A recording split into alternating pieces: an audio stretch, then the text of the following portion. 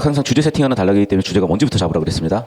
세계는 그것이 대면한 각 인식 주체들의 다양하게 드러나고 가장 일차적 일반적인 세계 우리가 경험한 현실 세계이며, 사실 여러분 이거 읽을 때 전혀 어떤 느낌이나 어떤 정보를 떠올려야 될지 모를 거야. 그러니까 이게 여러분 수학을 그냥 예로 들어볼게요. 옆에 그냥 수학이 있어가지고 이 킬러 문제들도 많고 한데, 여러분이 뭔가 예를 보면, 자 봐봐. 이차함수를 머릿속으로 떠올리면은 차수가 2차고 뭐 근이 2개고 포물선이고 이런 기본적인 정보를 떠올리는 것처럼 국어도 이제 마찬가지로 어떤 특정 단어들이 나왔을 때 떠올려야 되는 정보들이 있어요. 오케이? 그러면 형광펜 녹색 있으시면 녹색 드시고, 어떤 단어들이 형광펜 밑줄 쳐야 될까?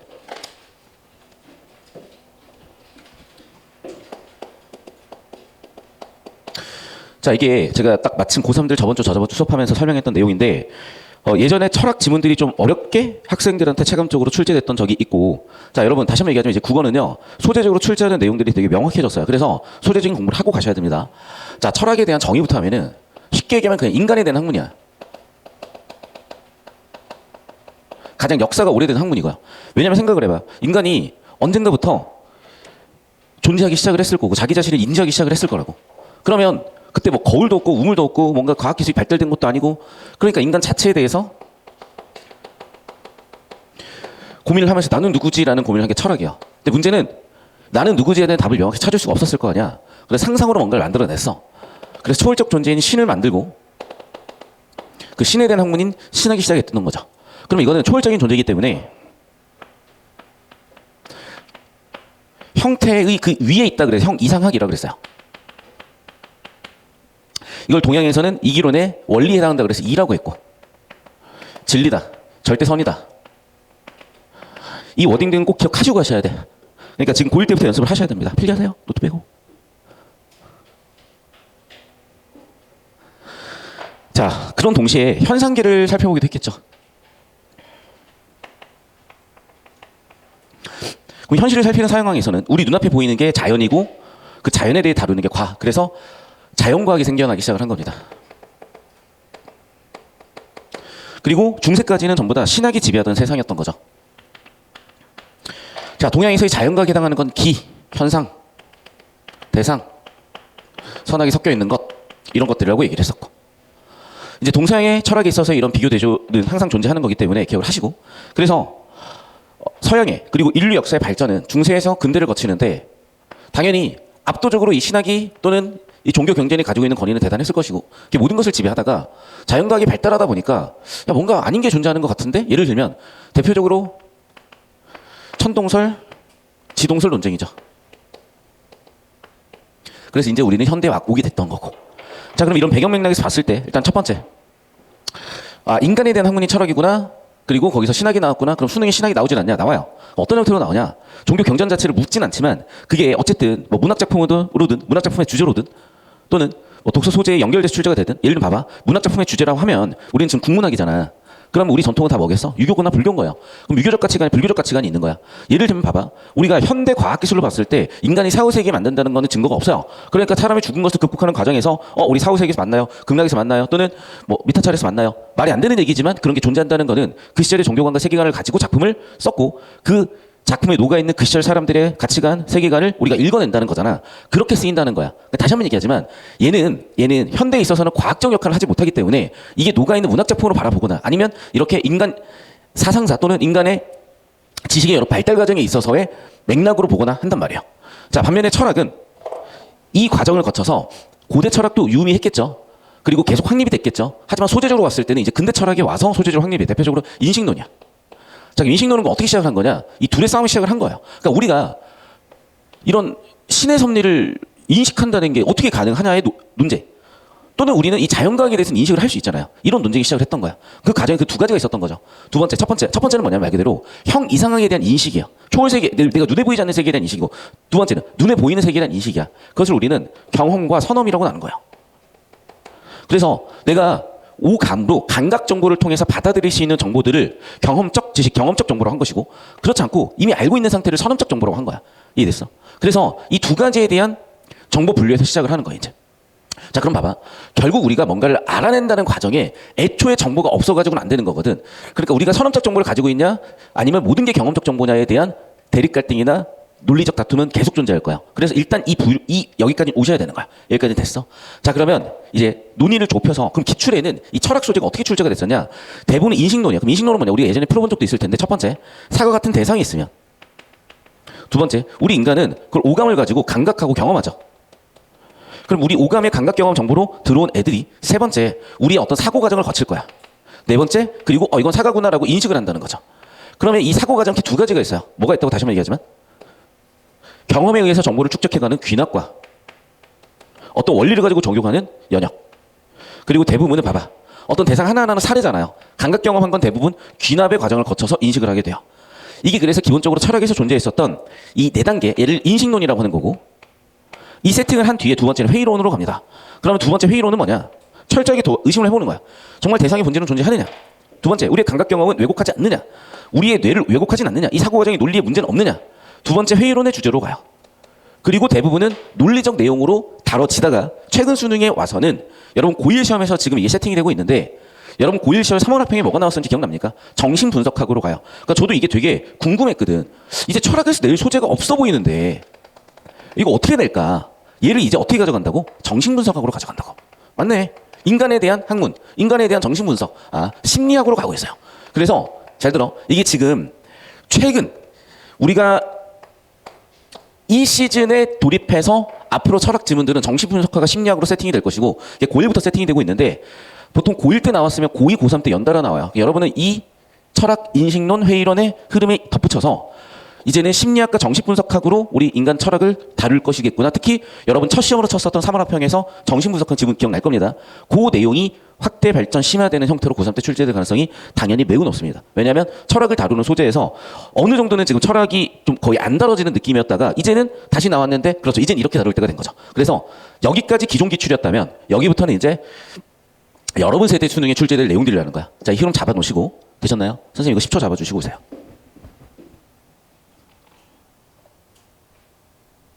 자, 그럼 올 건데 그러니까 여러분은 제가 왜 이걸 세팅하고 들어가냐면 다시 한번 얘기하지만 지금 여러분 되게 쉽게 나온 거예요. 왜냐하면 여러분 기억날지 모르겠는데 여러분 보통 1등급 컷이 80점 초반이나 막 70점대 형성되고 그래. 아예 그렇게 어려워버려야 돼 사실은. 그래 버려야 공부를 좀 하거든. 그리고 고등학교 때 공부하면 뭐 할 거냐고. 물론 그래. 다 같이 공부를 안 하면 상관이 없거든. 근데 여러분 어차피 최상위권 학생들이 얻어가는 과실이 상당히 많아. 공부를 안 할 수가 없어. 과실이 있기 때문에.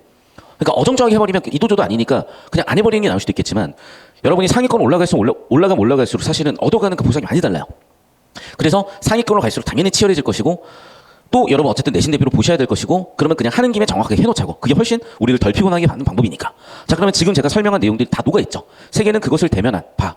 그것이 뭐야? 1번 대상이야. 대면한 각 인식 주체들에 의해 봐. 인식 주체들 2번 뭐였어요? 감각했고 3번 4번 뭐였어? 이제 사고하고 인식까지 나간 거죠.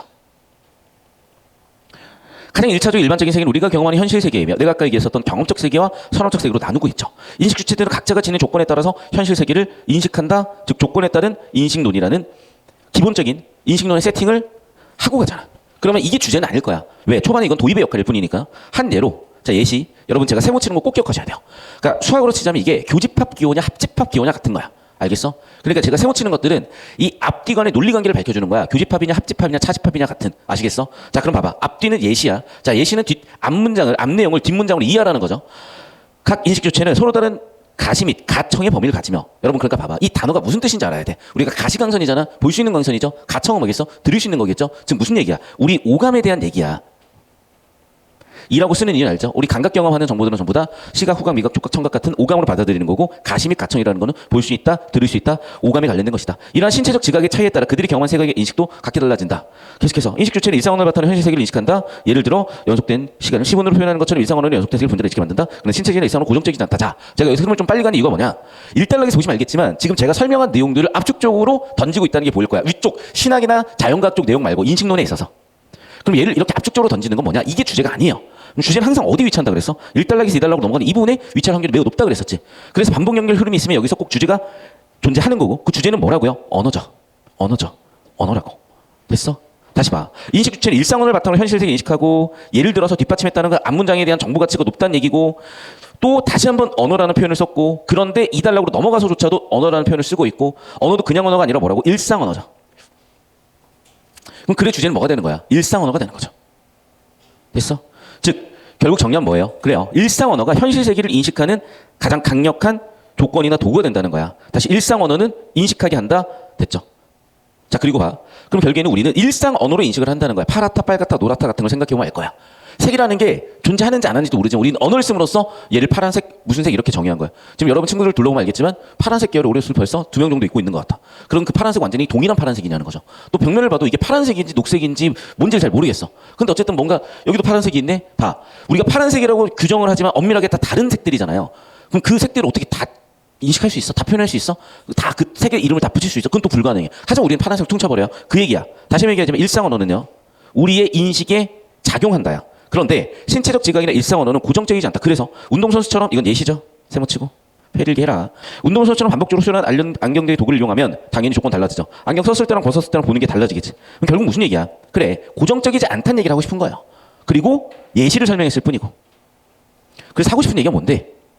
인식 주체들에서 드러나는 각각의 세계는 세계 전체를 이루는 여러 얼굴을 할 수 있는데 인식 주체들의 인식 조건은 다양하므로 각각의 인식 틀에 따라 점화된 얼굴, 각각의 존재면이 드러나게 되고 그러면서 회화 예술은 세계 전체의 다양한 존재면을 드러내는 작업이다.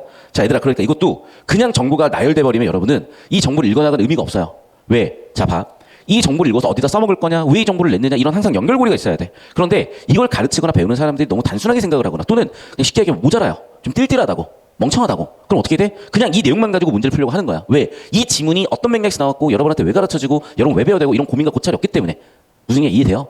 여러분의 인생도 마찬가지라고 사실은. 그런 깊이가 없는 인생을 지금부터 만들어가는 거야. 깊이가 있을 거냐 없을 거냐 여러분이 스스로 만들어가는 거고 이 정보 하나하나 대하는 자세에서 만들어지는 거라고. 자, 그럼 이 얘기를 왜 하는 거냐? 자, 첫 번째. 이 단락의 주제는 일상 언어는 고정적이지 않다는 얘기를 하고 싶은 것 같아. 즉 변한다는 얘기를 계속 바꾸고 있죠. 봐. 달라진다. 맞죠? 시간이 흐르면서 뭐 자리 잡는다. 이게 다 변한다는 얘기랑 동의어야. 자, 원래 제가 이렇게 형합에 안 치는데 칠게요. 그냥 달라진다. 흐르면서 자리 잡는다. 이게 고정적이지 않다는 얘기야. 동의어야. 자, 그럼 봐봐. 우린 결국에는 인식을 하는 데 있어서 뭔가 불변이 아니라 가변적이다 얘기를 해준 거야. 이해됐니? 우리 여러분 저 따라오세요. 이거 저랑 독서 풀었던 학생들은 기억이 날 거야. 사과를 가지고 형태, 모양, 색깔 가지고 인식을 했지. T1, T2, TN에서 들어온 정보들을 가지고 처리를 했죠. 근데 그 인식론의 한계가 뭐였니? T1에서 D1을 받았고 T2에서 D2를 받았는데 T2 시간이 흘렀으면요. T1에서 받았던 정보도 바뀌는데 고정시켜버린다 그랬었잖아. 그게 우리가 인식을 정확히 못하는 이유라고 분명히 앞에서 얘기했고 그 내용을 또 이달하게 세팅을 해놓은 거예요. 그러니까 지금 뭐냐면 도대체 이게 무슨 얘기를 하고 있는 거냐. 간단한 거야. 예전 기출 내용을 세팅하고 있는 거야. 왜 그럴까? 고1 때부터 세팅을 해놨으니까 고3 때는 당연히 알고 풀겠지. 무슨 말인지 이해됐어요? 두 번째, 내신 대비로도 당연하겠지, 그거는. 다시 한번 얘기하지만 그래서 옛날 기출들이 다 엮여있는 형태로 여러분 공부해 가셔야 되는 거고 우리 수강생은 이걸 시간 있는 방학 때 해내고 있어. 그러니까 잘 따라오시면 돼. 그래서 여러분이 다른 학생들보다 공부를 딱히 뭐 더 한 게 없잖아. 그럼에도 점수가 잘 나오는 이유가 어느새 그게 다 양분으로 녹아들어 있어요. 계속 볼게. 인식 주체들의 드러난 세계는 각각의 세계 전체를 이루는 여러 얼굴이라고 할 수가 있대요. 도대체 뭔 소리야 이게. 갑자기 뭐 사람이 왔고 뭐 얼굴 얘기를 하고 있어. 도대체 무슨 얘기야? 그 얘기잖아. 자, 봐봐. 우리가 예를 들면 이런 거예요. 예를 들면 이걸 굳이 이렇게 보여줘야 되나? 잠깐만요. 예를 들면 화면 모두 괜히 이거 잘못 건드리면 큰일 나는데 예를 들어 볼게요. 자, 밝기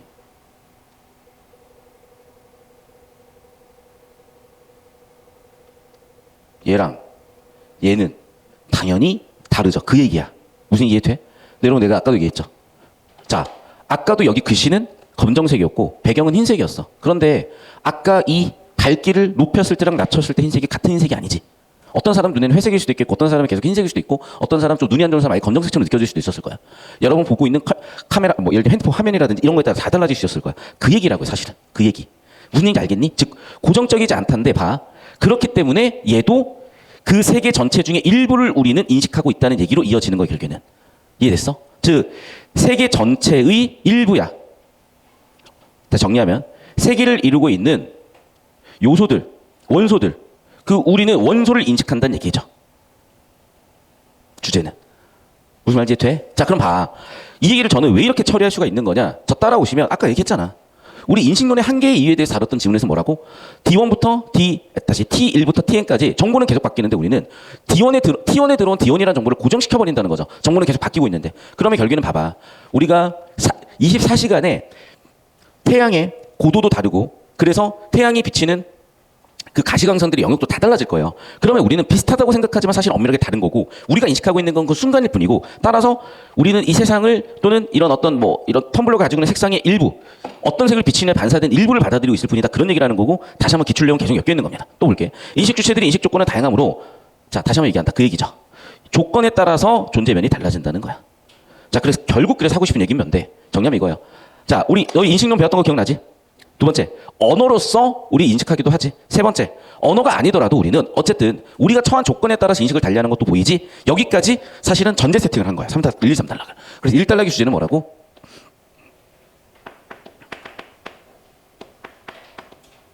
기출된 내용 인식론 일반이에요. 두 번째는 뭐라고? 일상 언어에 의해서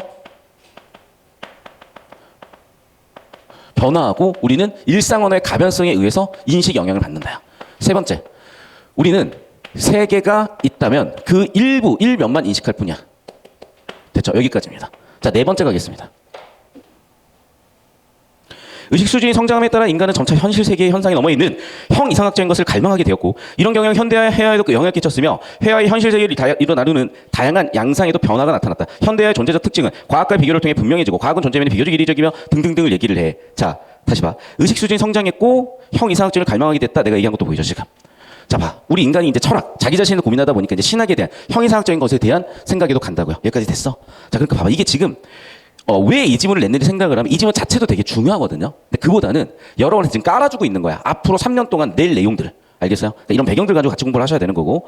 자, 또 회화 얘기도 언급이 됐었고 계속해서 형이상학적인 것을 표현하고 싶었고 그러다 보니까 현대화도 형이상학적인 아이디어가 영향을 줬다. 이런 거예요. 회화에서 현실 세계를 다루는 양상은 변화가 나타났다. 현대화의 존재적 특징은 과학과 비교를 통해서 분명해지는데 과학의 존재는 비교적 이리적이고 한 존재를 수집하고 들어 심층적으로 드러낸다. 갑자기 과학 얘기가 왜 나오는지 전혀 안 잡히죠. 이 얘기야. 나 따라와. 보이시죠? 형이상학의 대척점이 있는 게 자연과학이잖아. 이 얘기야. 그래서 갑자기 자연과학 얘기가 나온 거야. 무슨 말인지 이해되겠니? 자, 예를 들면 이런 거야. 우리가 뭐 현대 예술이 워낙 많으니까. 근데 예를 들면 피카소. 그러니까 이런 사람들 그림 그려놓은 거 보면요. 이게 솔직히 잘 뭘 그렸는지 잘 모르겠잖아, 사실은. 이해됐어요? 그런 느낌이라고 보시면 돼. 그런데 예를 들면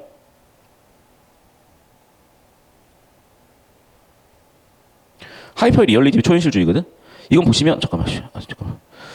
죄송해요. 하이퍼 리얼리즘.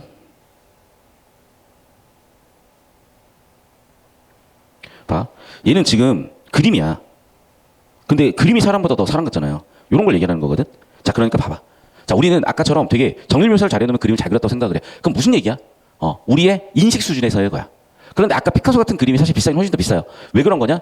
형이상학적인 영향을 받아서 그걸 우리가 우리의 한계를 넘어서는 인식을 하게끔 그리고 그 한계를 넘는 인식을 예술가들은 봤을 거라고. 일반 사람들은 못 보는 걸 봤을 거라고. 그걸 표현해낸 거고 그 느낌을 갖고 있던 사람들이 표현된 걸 보면 뭔가 감명을 받거나 느낌을 또 받게 되는 거거든.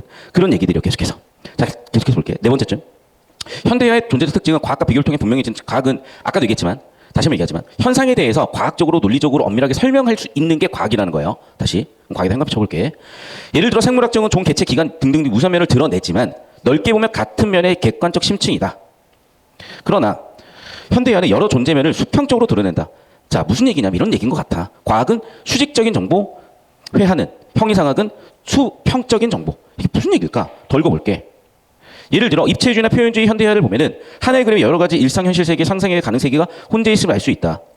그러니까 아직은 무슨 얘기인지 여러분이 잘 안 하다 할 수도 있는데 그냥 우리가 알고 있는 얘기로 보자면 여기는 좀 논리적으로 설명한다고 생각하시면 될 것 같고 여기는 감각적으로 설명한다고 생각하시면 될 것 같아요.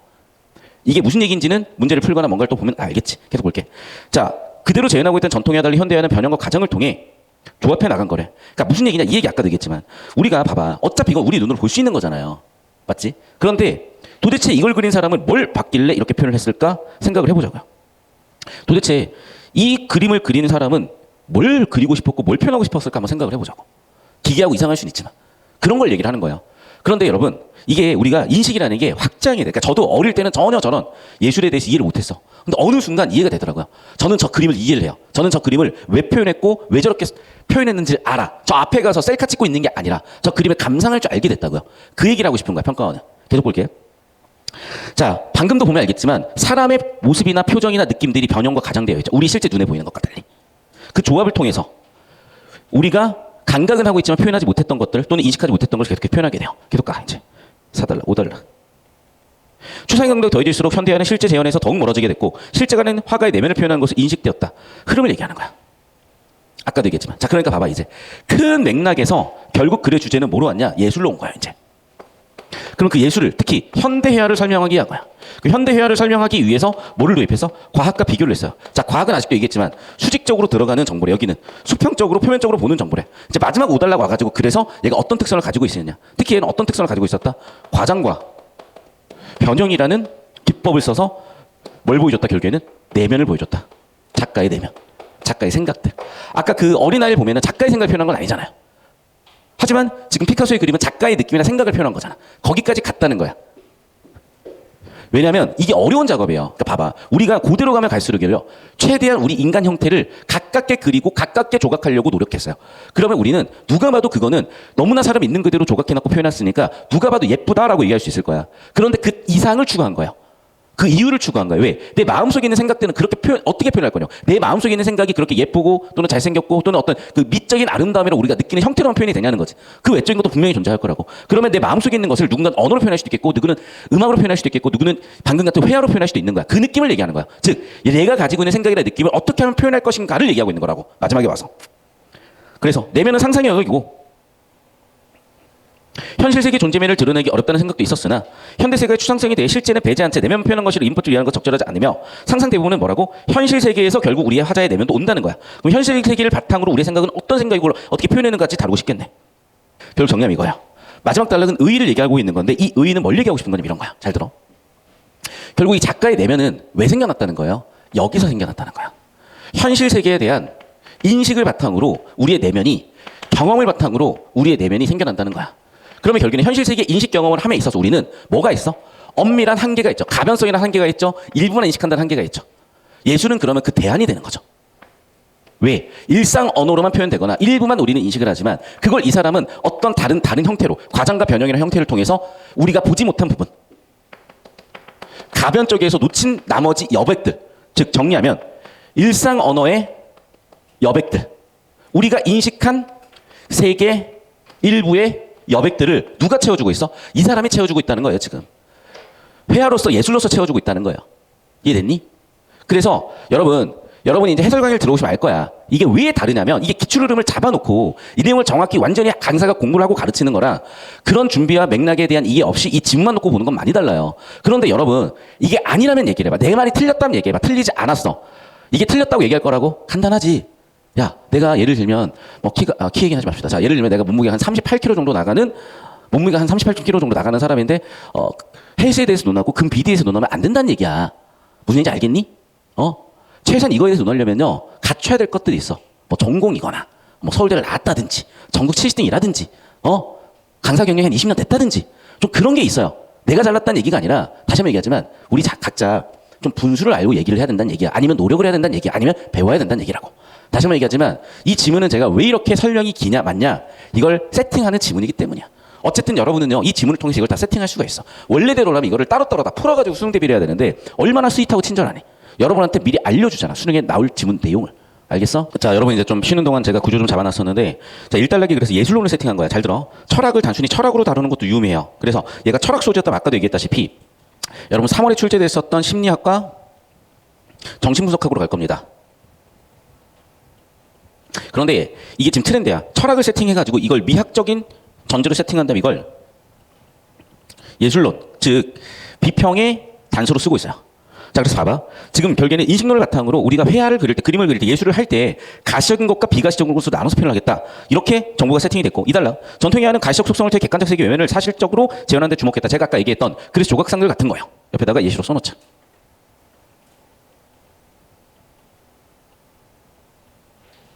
여러분 하나 더 얘기할게. 지금 여기 그리고 또 보면요. 가능세계라는 워딩이 쓰였잖아. 이게 일구 기출이야. 여러분 굉장히 괴롭혔었던 기출이에요. 그러니까 지금 여러분 고1 때부터 평가원은 세팅을 하는 거예요. 여러분이 알아야만 하는 지문들과 여러분이 준비해야 되는 지식들에 대해서 그러니까 수업 잘 들으시면서 따라오셔야 됩니다. 계속 볼게. 이에 반해서 현대회화는 가시적인 속성을 통해 비가시적인 내면을 드러내고 싶다. 그럼 아까 우리 가 지문의 주제와 지금 연결고리가 잡히죠. 뭐라고? 내면에서 내면으로. 현대회화는 화가들이 자신만의 관념적 세계를 가시한 결과물로서 회화 속의 객관적 실제는 주관화되고 현대사회 화가들은 현실에서 목격하는 일상의 모습이 비대칭적이고 혼란스럽더라도 임의로 대칭을 만들거나 현실을 조작하는 방법으로 비현실적 허구를 표현해내고자 했다. 자, 역시 주제는 반복되는 워딩들이야. 무슨 얘기인지 모르겠고 막 정보가 분산돼 버리면 반복되는 단어를 보세요. 자, 그럼 봐봐. 지금 전통회화라는 정보 세팅이 있으면 현대회화라고 정보를 지금 분류하고 있잖아. 그러니까 저는 이걸 밑줄이 아니라 세모로 친 이유를 알겠죠? 집합을 표현한 거야. 전통이나 현대나 같은 A집합이냐 B집합 같은 무리수냐 유리수나 같은 집합 포함 관계를 표현한 거야. 자, 그러면 현대회화에서의 집합은 어떻다고? 자, 봐. 옛날에는 뭐라고? 대상에 대한 묘사가 중심이었다면 이제는 뭐라고요? 내면에 대한 묘사가 중심이라는 거예요. 글의 주제가. 객관적 세계에 대한 외면, 자신만의 관념적 세계를 가시화. 보이시죠? 그러니까 내 내면을 표출하는 거, 관념, 생각을 표출하는 거, 객관은 대상을 표출하는 거야. 그러니까 주제가 달라졌다는 겁니다. 계속해서 현대화가들은 현실을 목격하는 일상의 모습이 비대칭적 혼란스럽다로 의미로 대칭 만드는 현실 조작 방법으로 비현실적으로 표현해내고자 했었고, 이렇게 예술을 통해서 현실이 추상화되는 과정에서 예술은 객관적인 실험으로 멀어져가는 경향을 보였대요. 자, 그런 거 봐봐. 어쨌든 현실이 추상화되면은 객관적이고 물질적인 세상이 아니게 되는 거잖아. 그러니까 객관적인 현실과는 괴리가 생기게 되었다. 이렇게 됐다는 거죠. 그럼 정리하면 이거야. 현대화 특징은 뭐라고? 비현실적 허구를 표현했고 현실적 추상화되는 같은 과정에서 객관적 현실로부터 멀어져 갔대요. 자, 아까 제가 표현해줬는 게 이런 거죠. 이게 사람의 얼굴이 아니잖아 지금. 우리가 보는. 하지만 이렇게 표현해 가니까 어떻게 돼버렸어? 아까도 얘기했다시피 현실이 추상화돼 버렸고 객관적 현실로부터 벗어나겠다. 이런 얘기를 하고 있는 거라고. 근데 그걸 왜 그렇게 표현했다고? 자신의 내면을 표현하기 위해서. 이런 예술과 현실의 분리는 회화뿐만 아니라 음악에서 나타난다라고 하면서 음악으로 또 범주를 넓혀놨어요. 음악은 현실의 무한한 소리 중 하나이며 일상 들으신 일반적 소리와 달리 균질적이고 세련된 인위적인 배열을 따르는데 이렇게 음악도 일상 언어, 일상 현실과 거리를 두며 음악이라는 것을 만들었다는 거야. 자, 예를 들면 우리가 이렇게 방금 차 소음이라든지 또는 이런 선풍기 소리라든지 이런 것들을 들어봤을 때 우리 이게 음악이라고 생각하지 않는단 말이야. 그러니까 우리의 일상 언어들, 일상 느낌들과 분명히 구분을 지었다고. 그런데 이거에 대해서 또 예술 흐름에 대항하여 새로운 시도를 하는 예술가들도 있었대. 누솔로라는 사람인데 기계의 소리를 소음이 아닌 음악적 표현으로 봤다는 거예요. 소음 기계를 악기로 만들었대요. 작곡가 바레즈는 분절된 몇 개의 음만이 표현할 수 있는 일반적 악기와 달리 사이렌이 음과 음 사이에 분절되지 않은 무한한 음을 낼 수 있는 일상적인 사물의 점에 주목하여 사이렌으로 음악을 표현했고 또한 자, 그럼 봐봐. 얘는 이걸 표현, 얘는 이걸 표현이잖아. 그러니까 보통 이렇게 나오면요. 얘는 표 처리를 하거나 아니면 이렇게 사람들마다의 내용 일치가 될 수도 있긴 해. 어쨌든 그것도 좀 알아두시고 계속해 볼게. 게르노트 메메는 예술의 영역을 일상적 삶으로 확장하려 이러한 노력을 확장적 미학이라고 부르면서 의의를 제기했는데 베메는 예술의 미적 경험이 일상적 맥락에서 분리되어 예술가라는 특별한 존재에서 창조되는 특정한 미적 대상에만 국한된다고 보는 기존의 미학을 비판하며 예술이 창작되고 수용되는 미적 경험이 일상 현실까지 확장된다고 봤대요. 자, 이 사람의 주장을 잠깐 정리해 봅시다. 자, 예술의 미적 경험이 일상적인 맥락에서 분리돼요. 자, 그럼 봐봐. 이 예술과 일상을 구분하겠다는 얘기예요. 그래서 어떻게 됐어? 창조된다고 봤어요. 그게 뭐라고? 비판받아야 된다고. 그래서 어떻게? 일상 그 자체가 예술이 될 수 있다라는 얘기를 한 거야.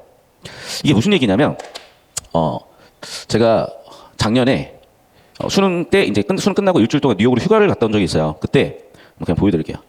제가 그때 그 모마라고 그러니까 현대 음악 그러니까 모던 아트 뮤지엄을 갔다 왔는데 들리냐?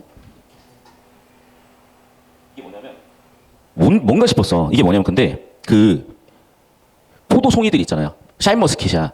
거기에 물을 이렇게 틀어내는 거를 이렇게 그냥 전시를 해놨더라고. 그러니까 처음에 뭔가 한참 들여다본 거야. 느낌을 다 받았지.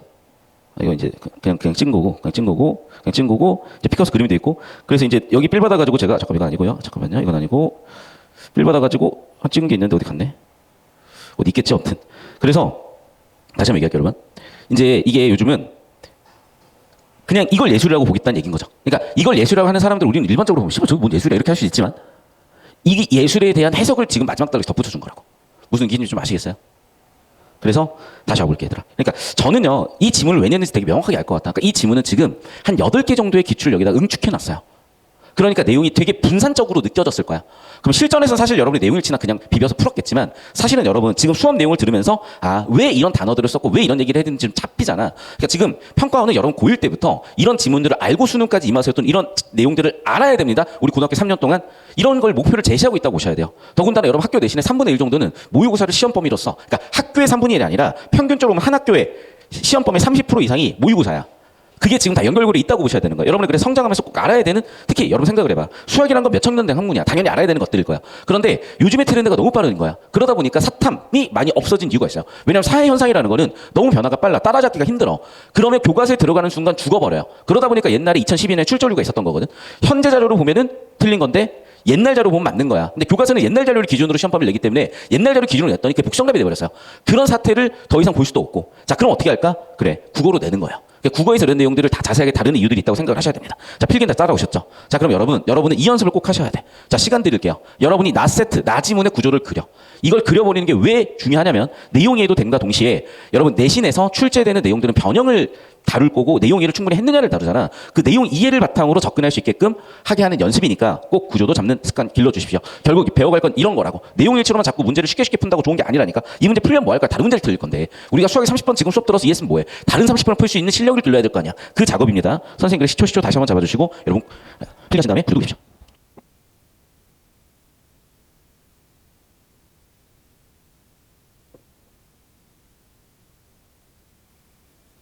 는요 다시 한번 얘기하지만 뭔가 수능틱하다기보다는 여러분의 교과서가 되는 느낌이 지문이에요. 잘 낸 거죠. 더 종교가 될 거고 앞으로. 자, 여러분 항상 구조도를 잡아주셨어야 되고 이렇게 이분법적으로 처리가 되어 있을 땐 이분법적으로 처리하는 방법을 알고 계셔야 돼요. 가시적이다. 전통적인 예술이고 우리가 대상을 객관적으로 관찰해서 있는 그대로 그리는 것. 반면에 비가실성, 현대의 예술이고 왜 그러냐면 내면을 표출하기 위함이고 그러다 보니까 내면 관념 추상적으로 표현하게 된 거죠. 자, 동시에 이제 그런 추상적인 표현의 대표적인 게 음악이었던 거거든. 근데 그 음악은 어떻게? 그렇죠. 일상의 소리와 같은 객관적인 대상이고 우리가 일상생활에서 마주할 수 있는 그런 정보들이 아니라 음악이라고 뭔가 특별한 뭔가를 했었는데 이제 어떻게 됐어? 그 일상의 소리를 음악 예술화한 거죠.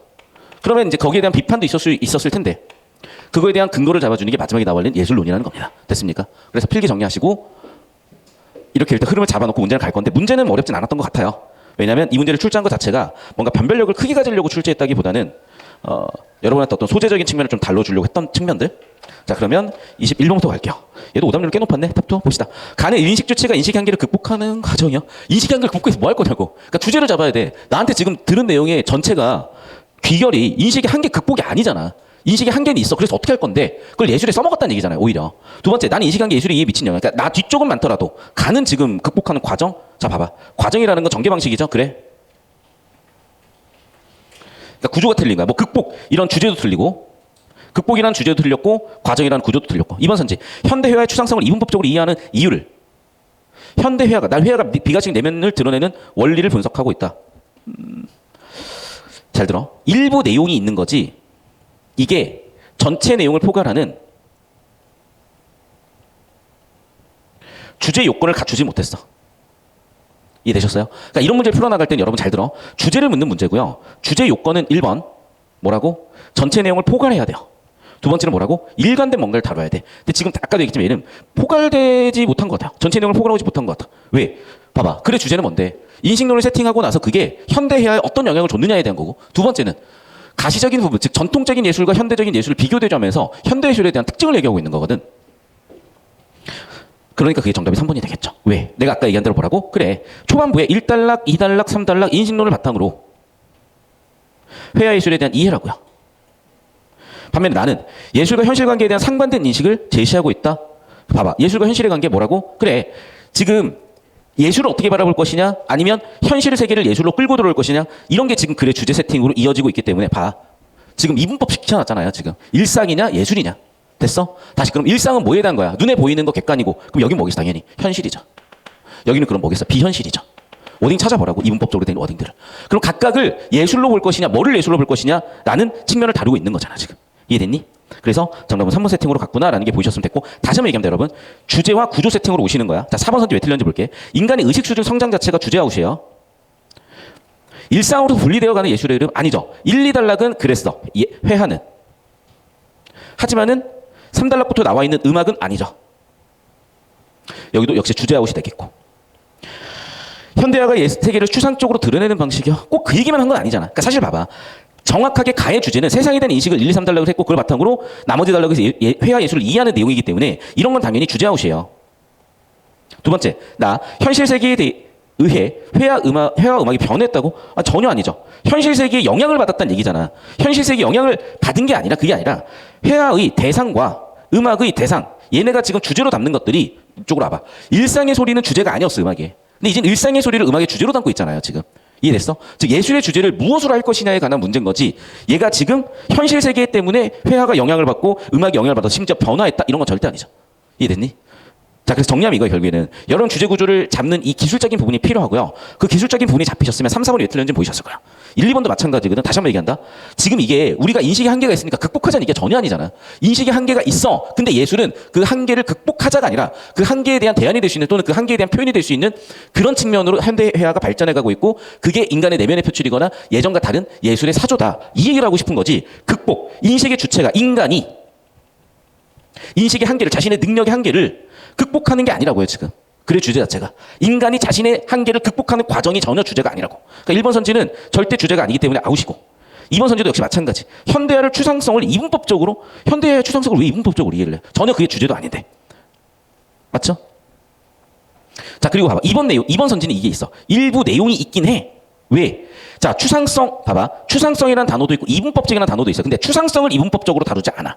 두 번째는 비가적인 내면도 분명히 있고 원리도 있어. 근데 이게 주제가 아니야. 그걸 막 분석적으로 주제적으로 다루고 있질 않아. 그러니까 2번 선지는 가가 틀렸고 동시에 나는 일부 내용만 다루고 있을 뿐 전체 주제를 포괄하고 있지 못하고 있다니까요. 근데 다시 한번 봐봐. 3번 선지는 세계에 대한 인식 바탕 1, 2, 3단락, 회화 예술을 얘기하는 4단락, 나머지 단락에 대한 내용 분명히 있는 거죠. 자, 나를 한번 다시 한번 봐볼까 얘들아? 봐.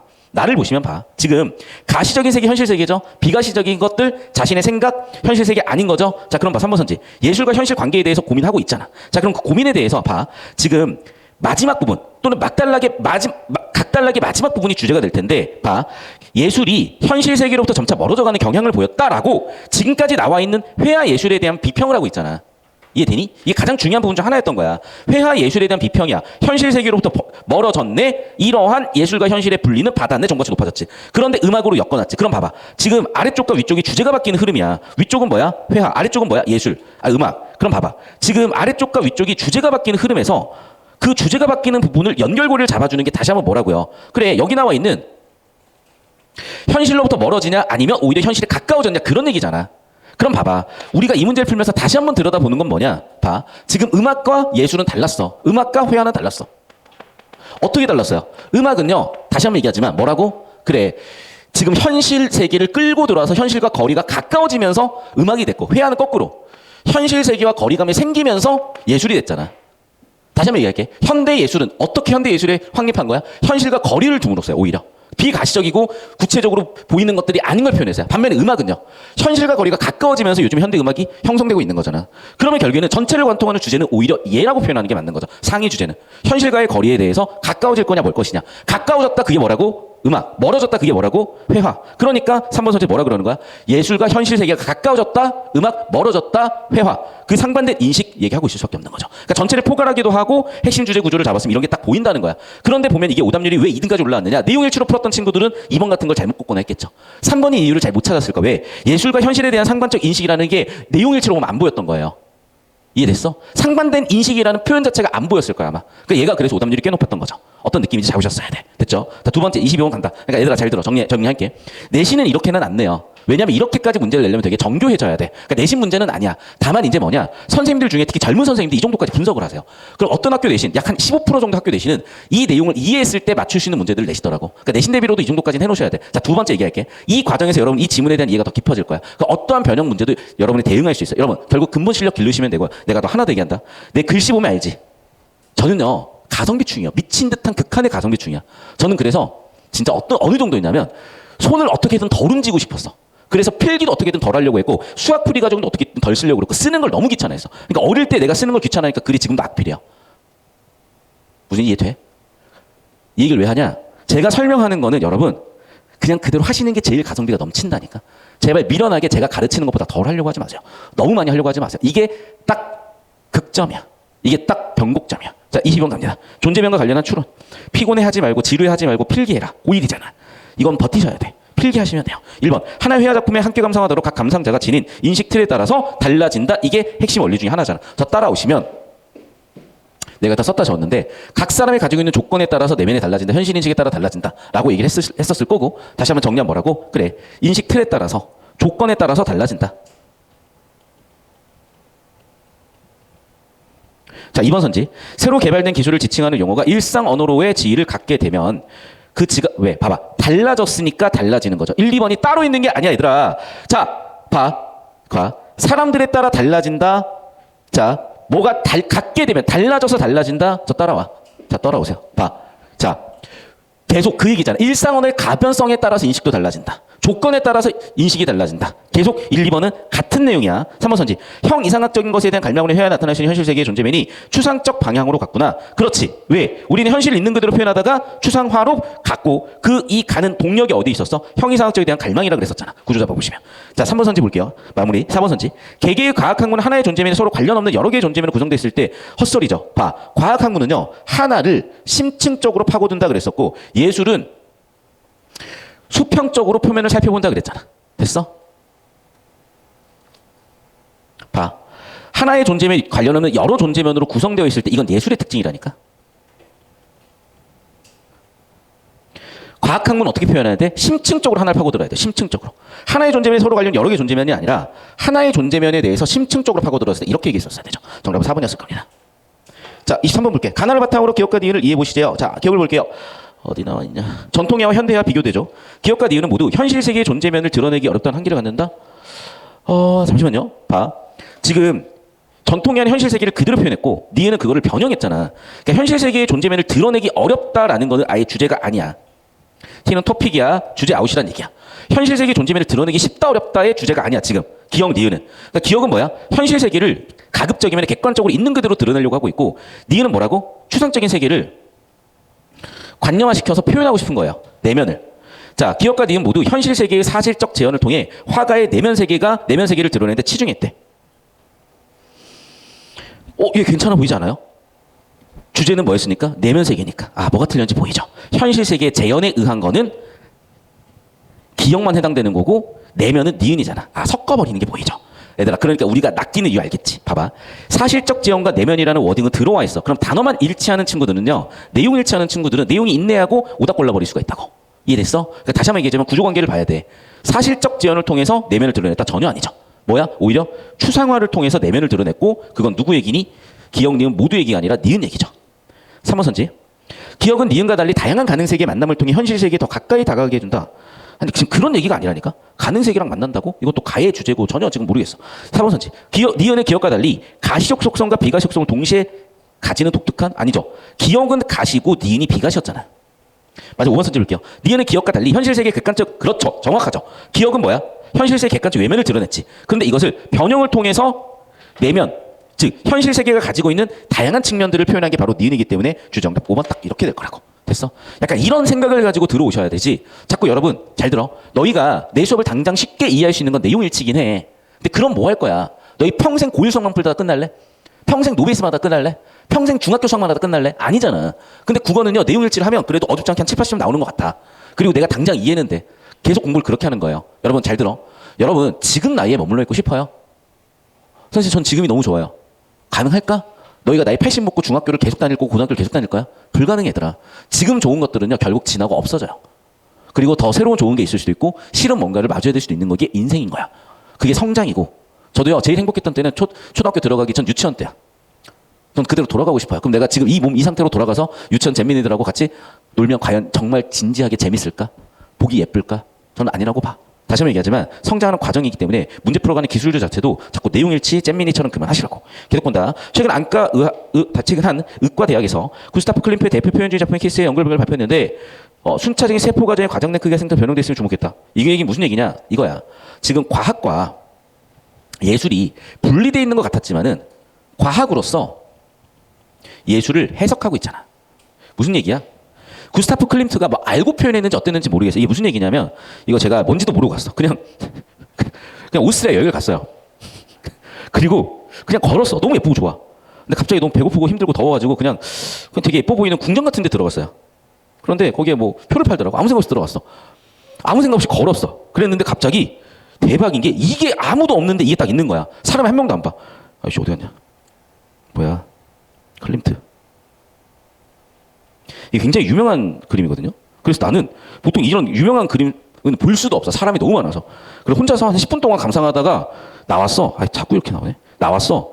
그래서 뭐 있나 없나 하면서 쭉 보고 다니다가 다시 돌아왔더니 어머나 사람들이 한 100명이 몰려 있는 거야. 이거는 이제 자기가 그려놓은 거고 어딨지 옛날에 제가 됐어요. 뭐 이런 거라고 생각을 해볼게요. 그럼 봐봐.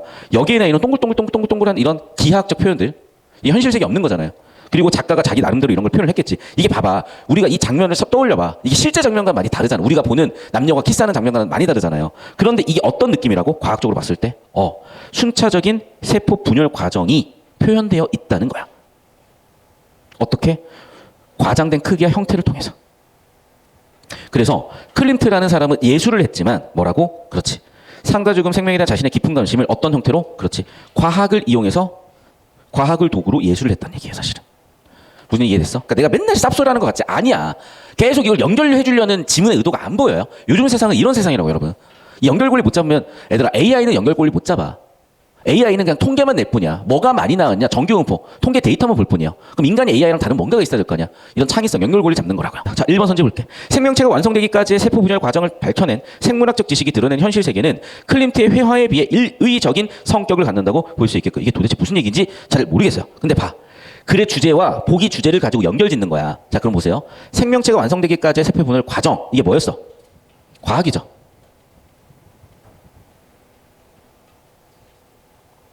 과학은 뭐야? 하나를 심층적으로 보죠. 한 분야를 심층적으로 보죠.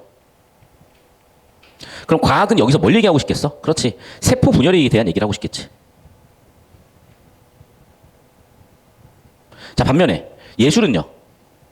다층적으로 드러내죠. 뭐야 그러니까? 그래. 삶에 대해서, 죽음에 대해서, 자신의 통찰과 느낌에 대해서 다양한 걸 표현하고 있잖아. 그러면 그러네. 클린트의 회화는 이렇게 다의적이죠. 반면에 과학은 세포 분열은 일의적이죠. 됐어? 무슨 얘기인지 알겠어요? 이 얘기라고. 그러니까 이게 갑자기 뭐 다의적이다 뭐 이런 얘기가 나오니까 무슨 얘기인지 모르겠지. 아니야. 계속 치환 구조야, 치환 구조. 그러니까 사실은 지금 제가 해설 강의를 좀 짤막하게 하려고 했기 때문에 어쩔 수가 없는 건데 보시면 알겠지만 고1부터 이렇게 나와요. 다양한 지문들 엮어가지고. 그래서 우리 정규 커리큘럼을 방학 때 하잖아. 그러니까 지금처럼 자꾸 내신에만 몰두하면 안 돼. 근데 여름 방학은 짧아서 어쩔 수가 없었고 이제 여러분 2학년 올라가는 시점부터는 이렇게 좀 수능 기출 문제를 엮어놓고 기반을 쌓아놔야만 하는 이유가 왜 그런 거냐? 나오잖아 이렇게. 이게 그리고 시험 범위고 이걸 시험 범위에 집중해서 준비한다. 그러니까 성적 변화가 없는 거야. 얘들아, 너희가 킬러 문제를 맞출 수 있는 근본 실력을 길러놔야 문제를 풀 거 아니니? 수학에서. 국어 두말할 필요도 없고. 어렵지 않아요, 여러분. 가자. 자, 현미경 기술 발달로 세포 분열 과정을 직접 관찰할 수 있게 된 것은 인식 주체가 지닌 조건이 달라졌다고 볼 수가 있는 거죠. 조건이 달라졌으니까 내가 못 봤던 걸 표현할 수 있게 됐고, 그럼 클린트가 저걸 왜 표현했을까? 진짜 현미경을 보고 저렇게 표현할 수도 있고, 그러면 예술가들도 저런 감각적인 것들을 느끼게 되거나 과학기술적인 것들을 보게 되면은 거기서 영감받아서 뭔가 더 새로운 걸 표현할 수 있게 되는 거겠죠. 클린트의 화에서 세포 분열 과정이 현실과 다르게 변형되어 그려진 것에서 실제와는 다른 방식으로 세계를 조합하는 현대화의 추상성, 당연히 가능하죠. 자, 현실과 다르게 변형되어 그려졌다라고 위쪽에 나와 있고 그게 현대생활 충활성에 당연히 가능할 거고. 4번 선지. 클린트의 회화는 색과 형태를 가진다는 점에서 가시적이 있지만은 세포 분열 과정. 자, 여러분 봐봐. 세포 분열 과정이라는 거는 뭘 통해서 가시적이 돼요? 현미경을 통해서 가시적이 되잖아. 오히려 가시적인 속성이죠. 현미경을 통해서 볼 수 있는 거니까. 됐니? 정답은 4번 됐고요. 25번 볼게. 가와 관련지어 나의 언급된 인물들에 대해서 파악을 해보자. 자,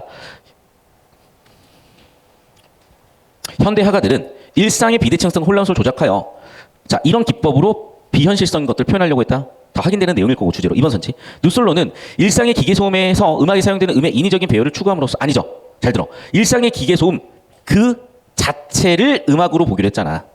자, 불안하죠? 이거 확인하러 가는 거야. 잘 들어. 뭐라 그랬어? 루솔로는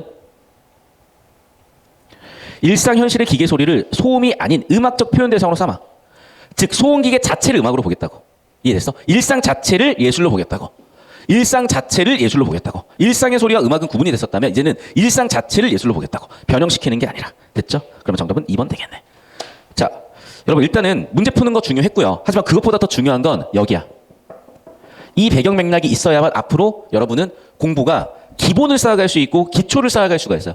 지문 하나하나가 다 따로 놀아버리면 공부해놨지만 다시야. 그게 여러분 선배들이야. 근데 여러분은 공부를 해놨고 이게 베이스가 돼서 그 다음 단계로 가게끔 공부를 하셔야 돼. 이 흐름을 잘 따라오셔야 돼요. 아시겠습니까? 특히나 지금 이적 학교들은 좀 덜 그런데 좀 학군이 센 데들이 있어. 그런 데들은요. 애들을 변별해야 되니까 아예 수능형으로 나와요. 그래서 지금 제 영상 고1 학생들 기준 해설 강의 중에 가장 조회수가 높은 게 제 영상들이라고 저는 알고 있거든. 아마 그럴 거야. 그러니까 여러분 잘 활용하시라고. 이 느낌으로 결국 고3 때까지 가주셔야 여러분이 사실 봐봐. 너희가 이게 되게 어렵다 힘들다고 안 느끼잖아. 다른 국어 수업 대비. 근데 고3 돼서 듣잖아. 되게 어려워해요. 왜? 안 해봤던 거니까. 이상하다고 생각을 한다니까. 이게 정상인데. 야, 내가 이상하겠냐? 서울대 나온 전공자가 틀렸겠냐? 상식적으로 좀 생각 좀 해봐. 정시 7등한 사람이 틀릴 확률이 있겠어요? 공부에 있어서? 상식적으로 생각을 좀 해보라고. 그냥